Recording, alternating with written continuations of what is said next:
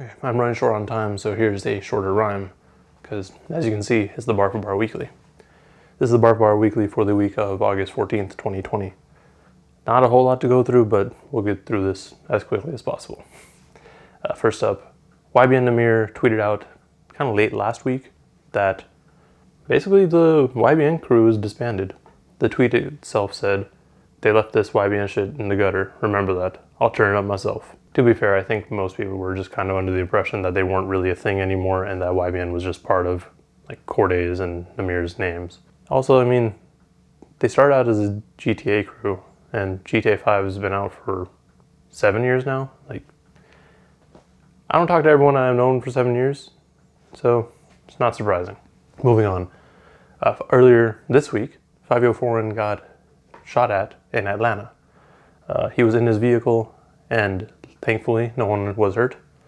It's just kind of scary because we already lost an important person in the New York drill scene. It would be really unfortunate to lose another one in the same year. Also earlier this week, Snoop Dogg crashed Chica's live stream to show support and tell her how he feels about her. He said, "I'm here to tell you I fuck with your music. I love your shit. I play it. I enjoy it. I wanted to tell you that. I wanted to hear it from the dog's mouth." That's huge, honestly. Like, I can't even imagine how it must feel to have a legend in your field, like, give you your flowers, essentially. Like, that's great. Well, also just Snoop Dogg in general. Like, I would love for Snoop Dogg to give me my flowers for really whatever. Just living, really. Also, Tech Nine. Oh, Tech Nine. And Strange Music, I guess. They found it appropriate to play a packed show in the Ozarks this week. Now, I don't know who to be more disappointed in.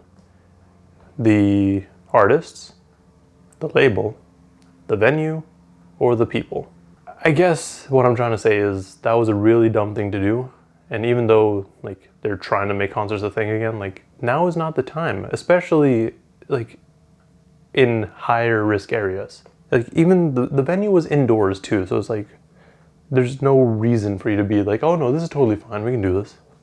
Anyways, moving on. Nas announced earlier this week that he has an album coming out on the 21st, which is next Friday. The album's going to be titled King's Disease, and it seems to be fully produced by Hit Boy. He's also already released a single titled Ultra Black, which I've done a breakdown for if you haven't seen that already. And, you know, we're expecting something better this time because Hit Boy's got the beats. So we'll see. Hopefully we have kind of this like same sort of production that we got on Ultra Black because it was kind of more stripped down. But we'll see, I guess. Nas will find some way to mess up the beat selection. The yearly XXL freshman list has been revealed as well, and it's okay. I'll go into a deeper discussion on that later, but I want to just congratulate everyone that got on it, because it is a pretty big deal. Like, even if you're not a fan of those artists, like, it is a big deal to them. So the people who were on the list was NLE Choppa, Polo G, Chica, Baby Keem, Mulatto, Jack Harlow, Rod Wave, Lil TJ, Callboy, 504, and Lil Keed, and 24K Golden. All I gotta say is congrats to everyone, honestly. Also, yesterday, I guess. So, you know how the ice cream truck jingle is based on this super racist song? Or, well, it is the super racist song? Yeah, so it took them far too long to decide, yeah, no, it's time we change it. And I now forget the people behind it, but they tapped in with RZA and made a new ice cream truck song. And unfortunately, it's not just ice cream, but, you know, it's a pretty cool song. Like, and it's cool that they got someone, you know, like someone like RZA to do it. It's also kind of funny because one of the comments was like, "Damn, this is way better than his Guitar Center commercial." If you haven't seen that, just go look at it and see just how bad it is.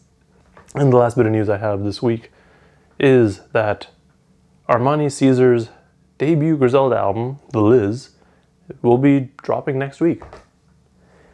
Apparently, according to one of the live streams that, I forgot which Griselda member, but one of the Griselda members did, they're basically saying they're going to be releasing albums back to back to back to back.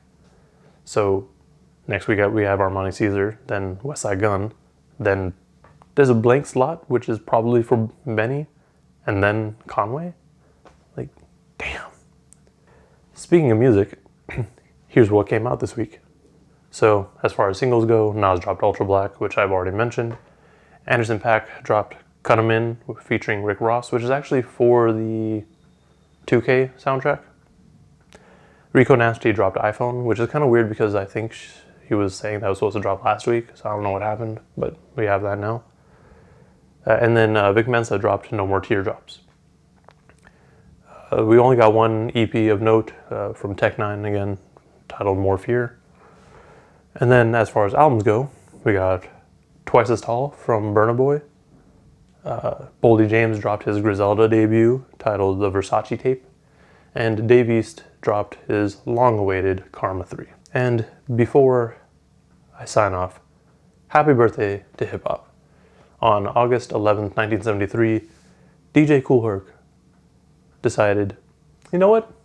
We're going to host a back-to-school party. Like right before back to school. And hip-hop was born at 1520 Sedgwick Ave. So, respect your culture. With that said, let me know in the comments below if I've missed anything that happened this week or other releases that I should check out. And like and subscribe if you want to see more weeklies like this. On that, thank you for watching and stay safe out there.